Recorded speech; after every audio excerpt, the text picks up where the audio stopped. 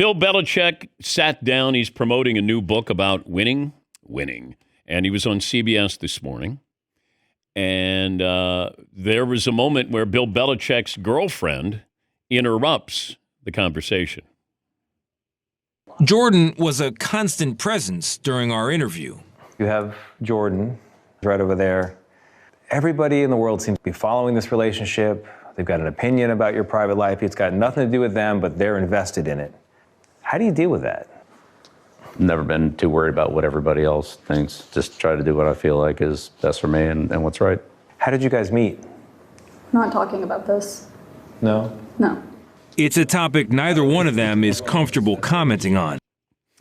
I wasn't interested until they said they weren't talking about it. Now I'm interested. Yep.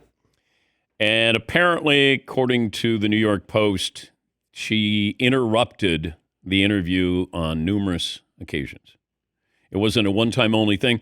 But look, I understand this. If you're CBS, I think you want to give the context of what the interview was like. You sit down with Bill, back and forth. You know, we'll promote the book. We get to ask you questions. And then the interviewer, Tony, wants to stray a little bit over here because that's where you're going to get headlines, not really talking about Bill's ability to win games.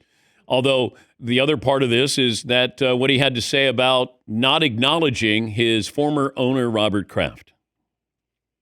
I have to ask about Robert Kraft because 24 years together, 6 Super Bowls. Unless I'm wrong, he's not in this book. How come? He's not.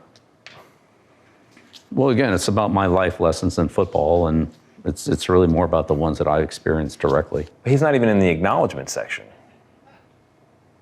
Correct.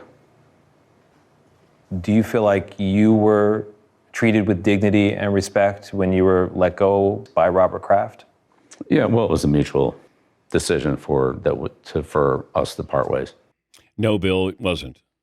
It's never mutual. It's just not. It becomes mutual after somebody says, "Hey, we're gonna let you go."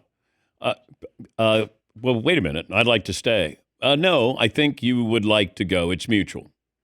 Okay, I guess it's mutual. It wasn't. They moved on from him. They had taken away a lot of his power over the last decade. Robert Kraft and his son. Yes, I think there's room for mutual. I think you come around mutual. I once quit a job, and I walked into my boss's office. I was like, hey, just letting you know I'm putting my 2 weeks in. He goes, why don't you just leave now? Yeah, okay. And I was like, perfect, great. He's like, I'll pay you for the 2 weeks. Why don't you just leave now? I was like, great. That felt really mutual. I pulled the trigger first, but he was definitely like, why wait the 2 weeks? Just go now. Great. Do you think Bill Belichick went to Robert Kraft and goes, you know what? I think it's time for me to leave. I feel like maybe I can coach a college football team. I think that he was probably like, here's what I need, and if that doesn't happen, I don't know how interested I am in being here anymore. I think he got let go. But he didn't even acknowledge him. Like, the acknowledgement is where random people. You would think a guy who did help you build this roster would have gotten an acknowledgement there. So, but as far as his girlfriend being involved in this, she's a former cheerleader at Bridgewater State University.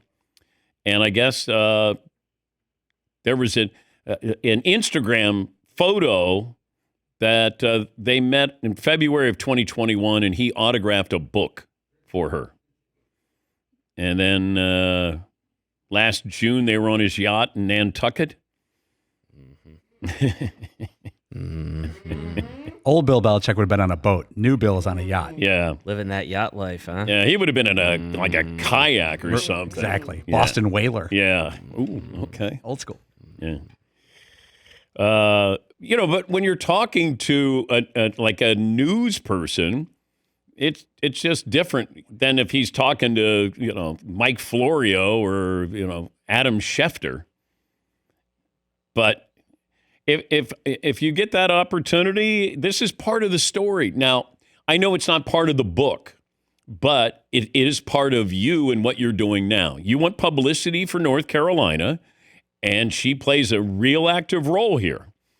I don't think it's off limits to say, what role does your girlfriend play with your football team? What is her title? But she's over on the side, and I'm trying to think if this ever happened to me.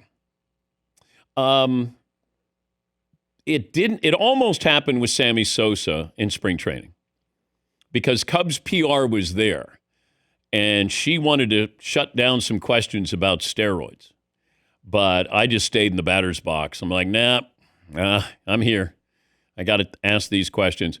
And when I left, let's just say I was in the garage and I could hear a conversation that was going on in the house. The level was a little loud, let's put it that way. But as far as somebody saying we're not going to talk about that, I don't know. Do we? Not mid-interview. Yeah. I don't think so. Yeah, Paulie. We've had some pretty big names on. Like a Tom Cruise took Fritzy like 6 months.